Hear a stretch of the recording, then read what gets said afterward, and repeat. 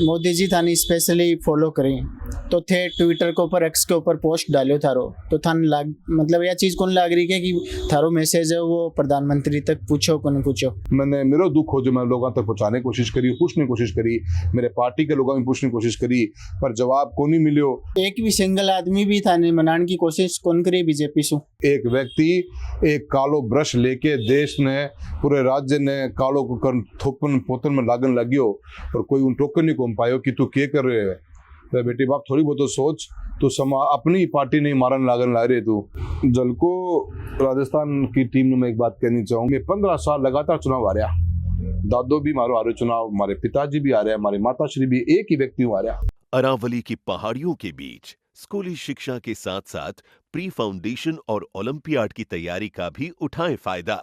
World class matrix high school के seeker campus में बच्चों के प्रवेश के लिए आज ही संपर्क करें। राम राम सा झलको राजस्थान में थारो घणो घणो स्वागत है। आज अपने साथ में चूरू से कांग्रेस का उम्मीदवार राहुल कसवा जी अपने साथ में हैं और ऑब्वियस सी बात है 10 साल सांसद रह चुके हैं। तो आज आप आंसू पिछली 10 साल को पहले तो थोड़ो सो हिसाब ले सा बिगे पाछे जक्की भी बातें थारे मन में चल रही हैं, बस सारी बातें भी आंसू पूछ सा और ए को जवाब दे सी। राहुल जी थारो बहुत बहुत स्वागत है। राम राम सासाराम। राहुल जी सबसे पहलो सवाल तो आपनो यो रहसी कि पिछले 10 साल के माह थे चूरू के लिए कौन सा बड़ा काम करा जका जनता जानना चाहे।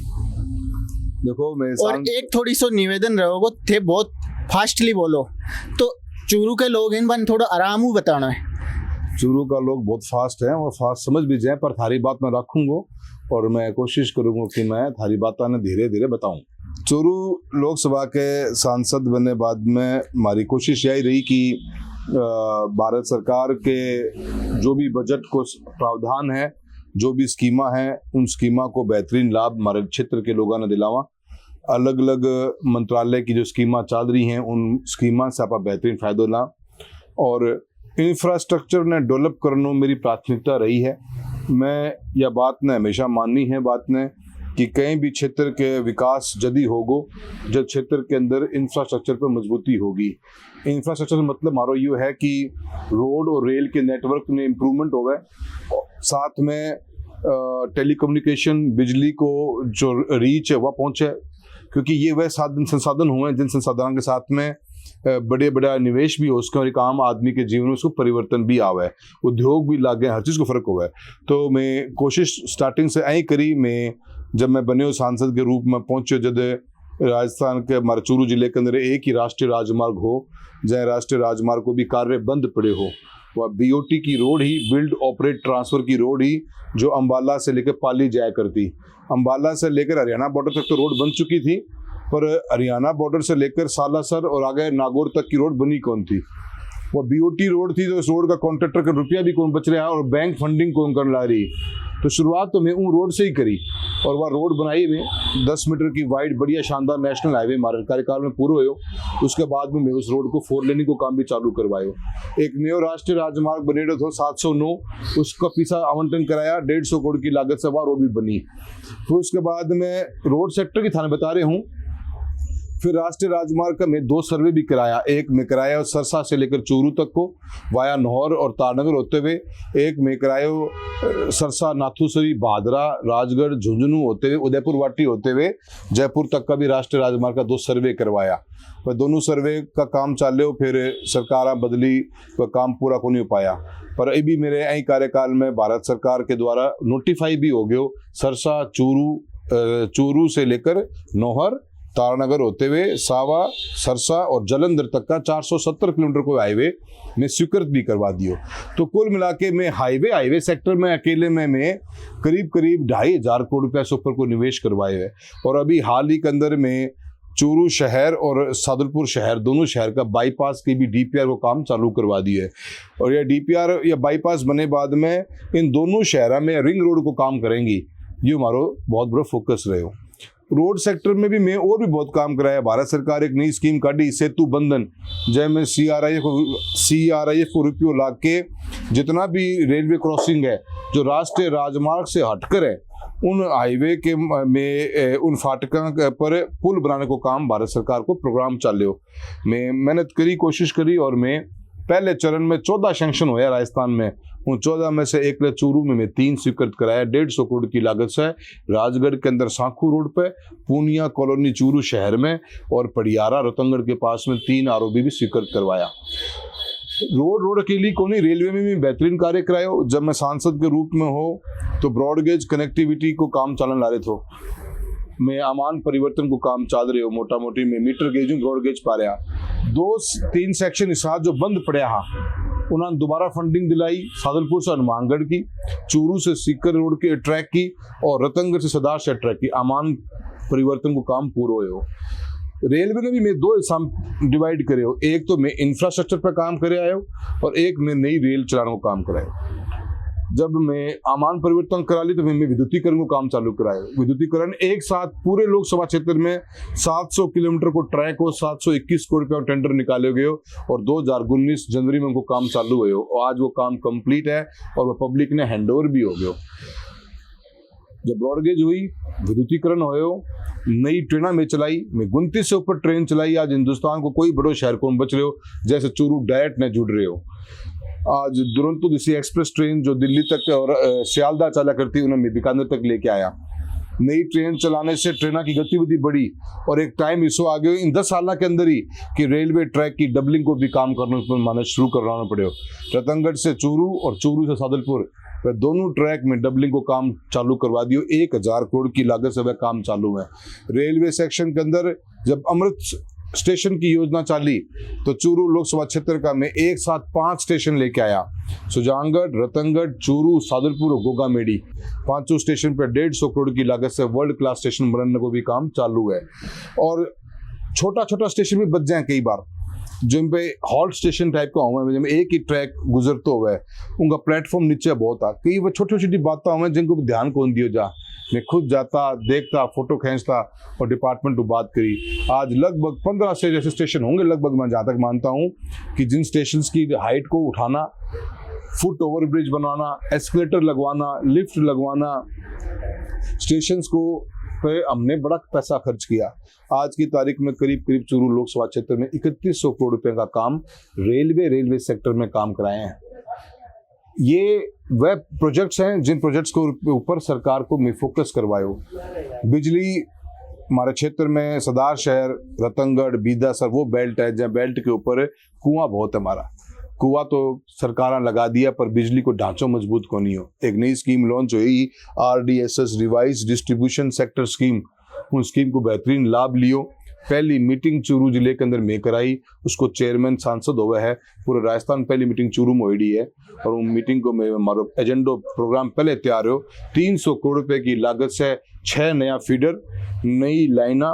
फीडर ने सेपरेट कर रहे हैं जहाँ पर लोड ज़्यादा है, फीडर ने सेग्रीगेट कर रहे हैं जहाँ पे कृषि को फीडर अलग चालेगा और घरेलू फीडर अलग लाइट अलग चालेगी। बिजली का 300 करोड़ काम चल रहे हैं जो बहुत बेहतरीन है। सांसद बनते ही साथ सरकार बदली अभी, उनके बाद में मैं मिलिया मंत्री हूँ, और 33 kVA का जीएसएस का रुपये तो नीचे लग गया, 300 करोड़ रुपया का काम हो रहे हैं, पर 33 kVA से ऊपर को भी बहुत मजबूती काम करना पड़ा है। मेरे कन बिजली को ढांचों किसो गए कि मैं बिजली 10 साल तक प्रोवाइड करा सकूँ हूँ, मैंने इसो ढांचो चाहिए, नया कनेक्शन बन जा। उन कनेक्शन के लिए मैं भारत सरकार के मार्फत में राजस्थान सरकार से मिला। मैं 132 kVA, 220 kVA और 400 kVA के जो जीएसएस हैं उनमें नए ट्रांसफार्मर्स लगाने, नए बेक क्रिएट करना, नए ढांचे को मजबूत करना, नए जीएसएस बनाने का भी प्रावधान हमने राजस्थान सरकार को लिख के दिया, जिसका काम इन प्रोग्रेस है। ढानियों में लाइट की व्यवस्था नहीं हो पा रही थी, RDSS में पहली बार प्रावधान करवाया, जहाँ के अंदर में 6000 ढानिया ने बिजली को कनेक्शन देने को काम शुरू कर रखे है। इससे चूरू लोकसभा क्षेत्र में जो ढानिया वंचित रहेगी, जिनमें लाइट कौन पहुंची, जो 5 और 5 से ऊपर की है वो पहले चरण में, बाकी ने और चरण में। जलको चूरू की टीम बैठी है, विकास का कार्य बहुत है हमारे कारण है। मैं कराए ही काम विकास को है, क्योंकि मैंने लगे कि एक सांसद के रूप में मेरी जिम्मेदारी क्षेत्र के अंदर विकास की है, वो प्राथमिकता है। उन मुद्दों को उठाने की ये जो मुद्दे महत्वपूर्ण होते हैं और जो लोकसभा क्षेत्र के लोगों का इम्पैक्ट डालते हैं। हम ये रुके नहीं। चूरू क्षेत्र के अंदर 80% जमीन का पानी नीचे खारा है। उस खारे पानी का इस्तेमाल कैसे किया जाए? खेती हो नहीं सकती, मौसम आधारित, बरसात आधारित हम खेती करा पा उन पे मैं दिमाग लगाया और मैं झींगा मछली पालन ने प्रोत्साहन देने शुरू करे। झींगा मछली पालन के ऊपर मैं सरकार को फोकस करवाया। चूरू में उनको ऑफिस खोले पहली बार। भारत सरकार की जो हमारी एक स्कीम है, उस स्कीम को मैं फायदा लेते हुए 2.5 करोड़ रुपए की लागत के लगभग में एक वर्ल्ड क्लास लैब, एक वर्ल्ड क्लास ट्रेनिंग सेंटर चांदगोठी कृषि विज्ञान केंद्र में उनको खुलवायो और वो काम भी हमारा कंप्लीट हो गया। उद्घाटन भी मैं कर चुके हैं, मशीनरी आनी बाकी है। एक एक्वा पार्क लगा। एक बार जो मछली पालन की थे बात कर रहे हो तो थोड़ा सा डिटेल में भी बता दो कि कुछ लोग अभी भी वंचित थी जगह इसे जुड़ना चाहिए। देखो, भारत सरकार के अंदर हिंदुस्तान अपने आप में कितना रुपया को लोन मिला है कि है सारी बात। हिंदुस्तान अपने आप में करीब 40,000 करोड़ रुपया से ऊपर को झींगो विदेश में भेजा है। झींगो सबसे चीप सोर्स ऑफ प्रोटीन है। प्रोटीन की मात्रा झींगे में बहुत ज्यादा और सस्ता बहुत है। दुनिया भर में इसकी खपत ज्यादा है, हमारे खुद के तो देश में कम है, पर हिंदुस्तान से बहुत सो झींगो विदेश जाए। उनमें 80% से ऊपर कंट्रोल अकेले हैदराबाद और आंध्र प्रदेश को है। गुजरात और हरियाणा ने बहुत एक्टिवली में काम भी करे है। मैं भी प्रोत्साहन देना चाहूँगा क्योंकि हमारा भी बॉर्डर को लाखों लागे खारो पानी है। तो पहले तो पानी के हमारे जिले के अंदर बिजली कनेक्शन को मिला करते हो कि झिंगम में बिजली चाहिए 24 घंटा, क्योंकि में एरेटर चल रहे हैं जो पानी ने ऑक्सीजन की प्रोवाइड करता रहे। बिजली का कनेक्शन की व्यवस्था करवाई किसानों के लिए। वहाँ के बाद में ऑफिस खुलवायो, उनके बाद ट्रेनिंग सेंटर प्रोवाइड करवायो। सरकार का अलग अलग कैंप भी लगवाने का काम करे ताकि लोगों में जागरूकता आवे। एम सरकार की 35% की सब्सिडी है, जैमें 60% हिस्सा भारत सरकार को है और 40% राजस्थान सरकार को है। उसके लिए भी व्यवस्था स्ट्रीमलाइन कौन थी, तो पोर्टल सिस्टम चालू करवाया भी हाल ही में चालू हो गया, जैमें किसान पोर्टल पे अपनी जगह डिमांड रख सके और सरकार को रुपया दे है। एक एफपीओ बनवाए भारत सरकार को, वह एफपीओ किसानों ट्रेनिंग, सीड, फीड की व्यवस्था करेगी। हरियाणा सरकार ने 100 करोड़ की लागत से एक एक्वा पार्क बनाया। उसी एक्वा पार्क को हमने मंत्री महोदय के चुनाव के टाइम में घोषणा करवाई और प्रोजेक्ट रिपोर्ट जमा करा के आए हैं। राजस्थान सरकार प्रोजेक्ट रिपोर्ट जमा करा देगी तो भारत सरकार से 100 करोड़ की लागत से चूरू जिले ने एक बहुत बढ़िया एक एक्वा पार्क भी देगा, जैमें झींगा के पालन ने कतरा के बढ़ास का जो हैदराबाद में व्यापारी बैठे हैं, जो व्यवसाय करना, जो विदेश में भेज रहे हैं, उनके लोगों की भी मीटिंग करवाई है, उनका भी सेंटर खुलवा रहे हैं। तो झींगा ने मैं बहुत भारी प्रमोट करे नहीं थे। सब्सिडी बताई, ठीक है, तो किसाना का ने कनऊ कितना रुपया लगेगा? वो डिपेंड करे कितनों पौंड बनावा। हाँ नहीं, जय करीब 10 लाख रुपया के अंदर एक पौंड बन जाए अपनो। हाँ। तो 3.5 लाख रुपया का एटे पेटे लगभग अपन सब्सिडी 35% को हिस्सा में मिल जाए। हाँ। पर सब्सिडी में क्या है कि बहुत सा टाइम लाग तो कंफ्यूजन रहे तो ऑफिस थो को नहीं एक मांगड़ को अधिकारी आके बैठ तो समय लाग तो अब वह स्ट्रीमलाइन हो जाएगी, क्योंकि मारो काम है हैंड होल्डिंग करने को, व्यवस्था क्रिएट करने को, काम तो किसान नहीं करना पड़ा है। और उन व्यवस्था में सांसद के रूप में हमारा फर्ज निभाए, हमारी जिम्मेदारी निभाई में, और वह एक हैंड होल्डिंग कराने देना रहा। वो प्रोसेस बहुत चालू है, आगे भी उसमें मेहनत करती रहनी पड़ेगी। तो एक वहाँ 65% किसान का लाग। हाँ। और 35% में से कुछ राज्य सरकार जैसी कुछ सब्सिडी डायरेक्ट किसानों के खाते में मिल जाए। और प्रोग्राम बढ़िया है, पर के स्कीमा बहुत हो गए, भारत सरकार की भी हो गए, राज्य सरकार की भी हो गए, तो कौन सी स्कीम ने आप अपने क्षेत्र में कितना प्रमोट कर सका। अब मैं एक सांसद के रूप में जब गांव में घूमा, टूर करा, तो एमपी लेड की सबसे बड़ी डिमांड हो कि मान स्कूल में कमरा चाहिए। सांसद निधि बहुत छोटी हो गए, माने 5 करोड़ मिले साल का, तहसील हमारा 8 है, 50-55 लाख भी पाती कोनिया में एक तहसील के अंदर, पर लोगों की डिमांड करता पूरी करा।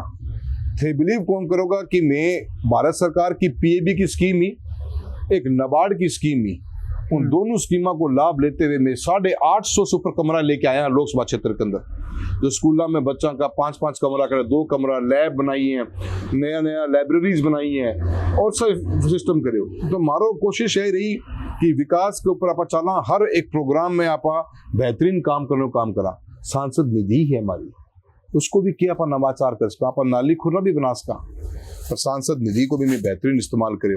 पहले चरण में तो मैं पूरी लोकसभा क्षेत्र के हर स्कूल में बिजली देने का काम करे। आज चूरू लोकसभा ऐसा क्षेत्र जिला बना है जिसके हर गांव के हर स्कूल के अंदर आज रोशनी है, लाइट है, उसी सांसद निधि का फायदा लेते हुए भारत सरकार की स्कीम का फायदा लिया हमने। सभी 12वीं स्कूल में कंप्यूटर लैब दिए हमने, हर स्कूल में कंप्यूटर लैब हमारी आज। बिल्कुल। और उसके साथ में हमने फिर हर स्कूल में इंटरनेट दिया। ऐसा नहीं कि हमने को 2 में दे दिया, 4 में दे दिया, एग्जॉस्ट कर दिया। और MP लेड के साथ साथ में नरेगा का बेहतरीन इस्तेमाल करते हुए हर स्कूल में 400 मीटर का ट्रैक दे रहे हैं। जहाँ पे जमीन नहीं है उसका हम अलग ऑप्शन ढूंढ रहे हैं, और जहाँ जमीन है सबके लगभग 70% तो बन चुके हैं, बाकी और बन जाएंगे। तो काम हमारी प्राथमिकता रही है, उसी के साथ में हम आगे बढ़े हैं। ठीक है। अभी हालांकि मेरे काम पूरा को नहीं हुए, घने काम बच रहे हैं। हाँ। तो फिर भी थे आगे पूरा और बता सकूं मैं। और थे और की पूछ चाहते और की पूछ को हो। ठीक है। अभी सबसे पहली बात तो है कि बहुत सारे थारा प्रतिद्वंदिया जिनका अभी दोस्त बन चुके हैं, और तो फिर बीजेपी के दोस्त हैं, बाकी बारे में थारी अब कहीं राय? देखो, मैं तो एक बात मानूं, आज़ादी के बाद प्रजातंत्र जब आयो, जब डेमोक्रेसी क्रिएट हुई, तो मकसद तो यो कि देश ने आगे बढ़नो है, गरीबी से लोगों ने बाहर निकालनो है, आपा ने काम करनो है। नेतृत्व की जिम्मेदारी वही, हमारी शिक्षा ठीक जगह से हुई है। तो मैं तो यही मकसद से राजनीति में आया हाँ कि लोगों को बढ़िया विकास को काम कराऊंगा, भाईचारों बना के चलांगा, आगे आगे बढ़ांगा, न तेरी न मेरी करनी, लोगों ने साथ लेके चलांगा। स्वच्छ साफ सुथरी राजनीति करने की इच्छा ही थे। जलको की टीम बैठी है मेरे आगे, ते कदे पतो कर लियो एक सांसद के रूप में राहुल कसवाई कदे कोई न्यूज घुमनी जहाँ में कह धर्म न कह जाति न कह तेरी मेरी कर कदे कदे पाया गया। मैं कदे कहें के बारे में कदे एक शब्द को बोलिया। मैं तो उन सोच चलिया, और माने तो पता है कि जो मारो व्यवहार रहे है उसमें कोई प्रतिद्वंदी पैदा होने को सवाल ही पैदा को नहीं होगा। मैं कहें को कदे बुरो कदे करे को तो माने कौन लागे किया कदे चीज मारा गया आओगी। मैं देखियो कि मोदी जी थानी स्पेशली फॉलो करें तो थे ट्विटर के ऊपर, एक्स के ऊपर पोस्ट डालो थारो, तो थान लाग मतलब यह चीज़ कौन लाग रही है कि थारो मैसेज है वो प्रधानमंत्री तक पूछो को नहीं पूछो? देखिए, मेरो मैसेज को जो मकसद हो वो मेरो यही हो कि मैं इतनो काम करो जनता के बीच में रहा। मैं एक लोग को नहीं, मेरे पिताजी मेरे माँ मैं सब तीनों जना लागता लोगों के चुनाव के आपा लड़ा तो खाली एक व्यक्ति को यो भी होवे कि आपा एक दूसरे ने जानकारी होवे, पहचान होवे, पब्लिक अपनी आपना कंसी तो संपर्क कर सके। मैं बहुत मेहनत करी, हर मुद्दे पे मैं काम करो, मैं विकास को काम भी खूब कराया। एक सांसद के रूप में लोकसभा में हमारी परफॉर्मेंस भी स्टेट के सभी सांसदों से एवरेज से ऊपर रही। मैं सरकार की नीतियां ने लेके आया, मैं पार्टी की जो जिम्मेदारी मैंने सौंपी उन हर जिम्मेदारी ने मैं बखूबी निभायो। विकसित भारत की यात्रा चली तो मैं 23 जगह प्रोग्राम में जाके आयो, चाहे कोई भी हो, जो सब पार्टी के जितना भी काम है उसका काम मैंने मिला उनमें मैं अव्वल रहने की कोशिश करी, उन मकसद से काम करे। मैं राहुल जी आपसे ये क्वेश्चन करो कि थे एक्स पर पोस्ट डालो, भी पोस्ट के माध्यम मतलब प्रधानमंत्री तक आ बात पूछी कौन पूछी? मैं इसके बारे में कौन बता सकूं। मेरा मकसद तो ये इतना कि मेरे गुनाह के है, मैं काम करे है तो मेरे गुनाह तो बताओ। उस मकसद से मैंने पोस्ट डाली थी। 15 लाख लोगों ने देश भर में लोगों ने पोस्ट को देखा। लोगों का बहुत बड़ा हमारे प्रति एक आत्मीयता को जुड़ाव भी हो। लोग माननीय बात ने कि बहुत गलत करे गए। एक युवा अगर काम कर रहे हैं और ईमानदारी सच्चाई में काम कर रहे हैं तो उसने क्यों कुछ लोग ऐसा हैं जो उन गिराने की कोशिश कर रहे हैं। उनको दुख लोगों ने लाग्यो और वह दुख मैंने मेरा दुख हो जो मैं लोगों तक पहुंचाने की कोशिश करी, पूछने की कोशिश करी, मेरे पार्टी के लोगों ने पूछने की कोशिश करी, पर जवाब को नहीं मिलो। उनको और भी ज़्यादा दुख है। थे एक इंटरव्यू में आप बात कही कि कुछ लोग फ़ोन को नहीं उठाया, कुछ लोग फ़ोन उठाया लेकिन वह मौन रिया, तो कौन सा वे लोग इन जगह मौन रिया? यह तो मैं हमेशा खुल गई, मैं मेरे प्रदेश अध्यक्ष की जिम्मेदारी होती है, उनको फर्ज बने कि जब वो प्रदेश की अध्यक्षता कर रहे हैं एक पार्टी की तो उसको फर्ज ये बने कि अध्यक्ष के रूप में जब कुर्सी पर बैठे तो सबके साथ न्याय करे। छोटे से छोटे और बड़े से बड़े कार्यकर्ता की बात न सुने, समझे, कड़े गलत हो रहे है तो बीच में बैठे, दोनों ने समझावे और आगे बढ़े। जब पार्टी के अंदर भावना पैदा हुआ है और कार्यकर्ता मजबूती से और काम करे। मैं अध्यक्ष महोदय ने घंटी मारी कि मेरे को सूर तो बता दो थे, मैं कोई गलती राखी है तो फोन उठायो के भाई? फिर उठायो, कई बार वो कौन उठा पाया, उठायो, दोबारा फोन भी आयो, बात हुई पर कुछ जवाब को नहीं। वो थारो संपर्क करेगा, थारो कोई ना कोई बात करेगो तो बात चलती रही। मैं तो पूछी कि कोई मापदंड तो रखे होगो, क्योंकि मैं अकेलो को नहीं, मेरे पीछे और भी बहुत युवा हैं, मैं सब जानना चाहूँ। एक कार्यकर्ता राजस्थान के कोने में बांसवाड़ा में बैठे होगो, एक कार्यकर्ता कोई गंगानगर बैठे होगो, एक बाड़मेर के दोहरा में बैठे होगो, एक चूरू के अंदर बैठे हो, एक अपने दौसा में बैठे होगो। वो पूछे तो गो ना कि यार आपने कहीं हिसाबू चालू चाहिए, पार्टी के अंदर बैठे आपा पार्टी जिम्मेदारी दे के करा आपा, जैसे पार्टी अपने काम ने सरावे आपने ठोकर ना मारे। तो वह संदेश तो देना चाहोगा ना कि काम करके भी थे जीत दिल कौन जीत को, पार्टी की बात न करके उठा के भी दिल कौन जीत को कहते थे। अब शब्द कह के लिए कौन बोल लिया, कहते थे जुबान फिसली कौन नहीं के बारे में, तो इसको के कारण रहे होगो जो आप कौन पाए, तो देखो मन तो दुखी हो गई गो। एक चीज़ और मैं जानना चाहूँगा कि जब थे सभा करी तो बगावत होगी एक तरीका से, के बाद में पार्टी हमेशा कोशिश करे कि बिन पार्टी के कार्यकर्ता ने मनाने की कोशिश करे, तो थारकन कोई मनाने को कोई कॉल मैसेज मीटिंग है कि कोई बात? देखो कई लोग पार्टी में हावी इतना हो गया कि उन्होंने दुनिया को ठेको ही ले लियो, वह इतना भ्रमित कर चुका था कि किन में भी फर्क नहीं पड़ा। मेरे कहने मैं कोई मीटिंग कौन करी ही, मैं सिर्फ एक संदेश मेरे व्हाट्सएप ग्रुप पे या मेरे फेसबुक पे लिखियो कि मैं 8 तारीख ने रात गड़ाऊंगा, क्योंकि मेरे लोगों का बहुत फोन आ रहा है। मैं सारा नहीं यही कही, मेरा बहुत सब कार्यकर्ता है जिन्होंने आज थारे माफ धन्यवाद देना चाहूँ। मैं जो पाए है इन 10 साल में मैंने इन 9 दिन पता लग गया, मेरा लोग मेरे लिए बहुत रोया, बहुत फोन के ऊपर मैं भी बहुत कई बार भावुक हो, और मैंने बहुत दुख हुआ बात को कि यार मेरी तो क्या अपनी गलती कह रही, और मेरे लोग मेरे साथ दे रहे हैं, तो मेरे मन में बहुत तसल्ली भी ही कि आपा बुरो कदे कौन करे, और आज वो चीज़ पे करने लग रही है। मैं 8 तारीख सिर्फ लोगों से मिलन गए, मीटिंग कौन करी मैं कोई, और मैं न कोई आज तक कि मेरी पार्टी के बारे में न किसी नेतृत्व के बारे में, मेरी पार्टी के अंदर मैं सेंट्रल लीडरशिप के बारे में कभी भी कुछ कहे को नहीं।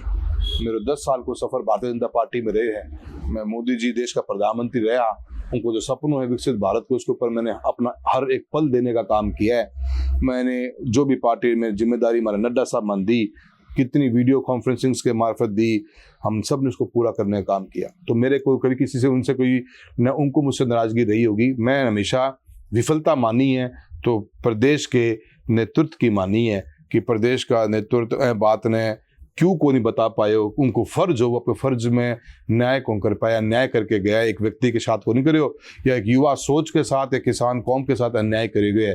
जय मैं आपकी बात ने उन राखन को मौकों तक भी कौन दियो। एक व्यक्ति एक कालो ब्रश लेके देश ने पूरे राज्य ने कालो को कर थोपन पोतन में लागन लगियो, और कोई उन टोकन नहीं कौन पायो कि तू क्या कर रहे है। तो बेटी बाप थोड़ी बहुत तो सोच, तो समा अपनी पार्टी नहीं मारन लागन ला रहे, तू कोई बोले नहीं कौन पायो, सारा उनको ब्रश का हाथ लगाने लग गया कि आपा भी हमें कालस में लग जावा। तो उनको तो पार्टी मंथन पक्की करेगी, और इन चुनाव के बाद तो मेरा पूरा विश्वास है कि 100% करेगी।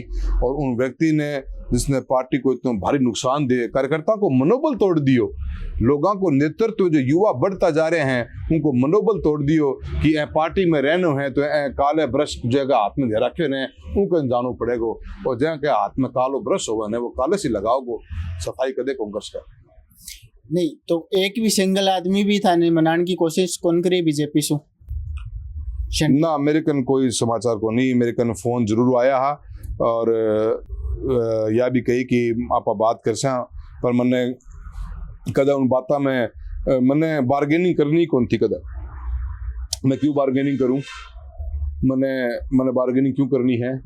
मेरा परिवार, मेरी लोकसभा परिवार का सभी सदस्य बहुत आघात था, दुखी था, तो मैं बार्गेनिंग करता तो उनके दुख में कोई तसल्ली कौन पड़ती, वो एक व्यक्ति को घमंड और अहंकार और बढ़ जाता हो। तो एक चीज बताओ कि जहाँ अभी देवेंद्र झाझड़िया हैं बाने टिकट दी गई है तो थारे अकॉर्डिंग देवेंद्र झाझड़िया भी वो भी एक किसान पुत्र है, ठीक है, और थे भी एक परिवार से आओ जानो अच्छे तरीका से, तो थाने आ चीज मतलब ठीक कौन लगी, मतलब गड़े को नहीं उतरी कि भाई एक सामान्य आदमी ने टिकट क्यों दे दियो गयो। जलको राजस्थान की टीम में मैं एक बात कहनी चाहूँ कि मैं ये टिकट के दौड़ में कभी थोड़ी को नहीं, मैं मेरे काम के दौड़ में हूँ, मैंने जिम्मेदारी दी गई ही मैं निभान लग रही हूँ, और मैं उस जिम्मेदारी जब निभाऊँ हूँ तो मैंने प्रोत्साहन नहीं मिलना चाहिए, मैं तो यह बंग के चालू हूँ। टिकट मिलनो न मिलनो मैंने पार्टी कह देती है, पार्टी को कोई ऐसो एक संविधान लिखिड़ो तो कि भी एक सांसद को चुनाव को 2 बार ही लड़ेगो, या सांसद 47 साल की उम्र के बाद चुनाव को लड़ पाओगो, या एक परिवार के एक सदस्य ने मैं इतना ही मौका दूंगा, या एक आदमी ने मैं 2 बार ही चुनाव लड़ाऊंगा।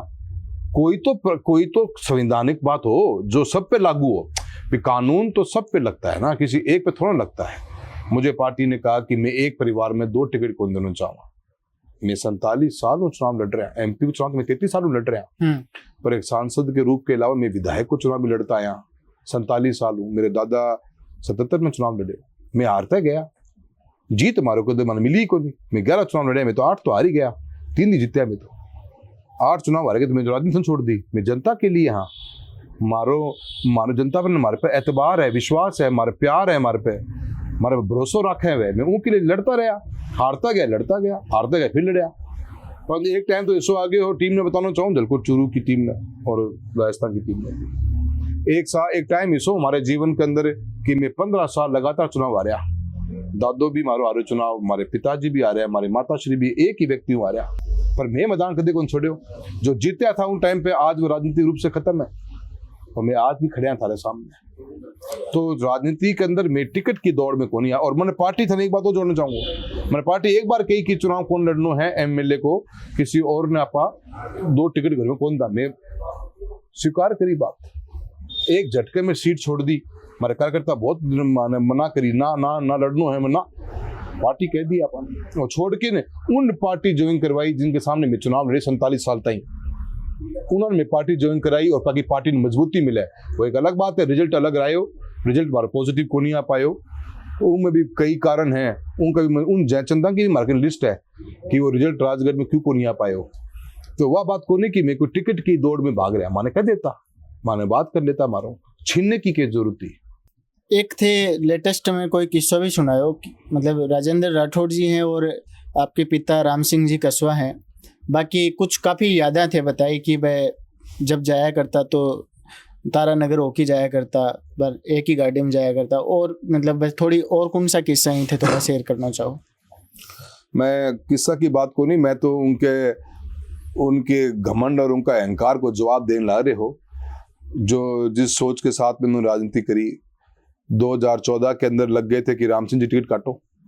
कोई उनसे पूछने वाला है कि आप कौन हो, क्यों कटवाना चाहते हो टिकट, क्या कसूर है राम सिंह जी का। ईमानदारी का जीवन है, सरल व्यवहार के साथ जीवन निकाला हमने। कभी पार्टी में एक पद नहीं मांगा हमने कि भी हमारे को ये वाला मंत्री बना दो, ये वाला महामंत्री बना दो। अपने चूरू गए, चूरू की जनता बीच में रहे, उनका काम किया, सुख दुख में शामिल होते हैं, सरकार की नीतियों को लेके आते हैं, डेवलपमेंट करवाते हैं। हर एक दुखी व्यक्ति को जो कुछ जरूरत है उसके लिए हमारा तन मन धन सब कुछ तैयार रहता है। एक व्यक्ति का टिकट काट दो।